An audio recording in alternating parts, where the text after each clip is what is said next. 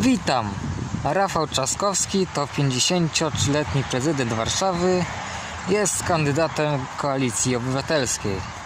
Jego program zależy od dnia. Jego atut może być doświadczenie w kampanii prezydenckiej. W poprzednich wyborach już startował. Jego słabości to może być krytyka za elitarność oraz aktualna afera z finansowaniem jego kampanii na Mecie.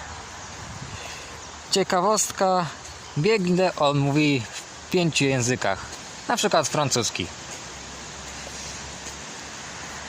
On lubi również ogórki.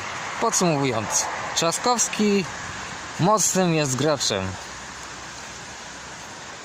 Co sądzicie o nim? Napiszcie w komentarzach.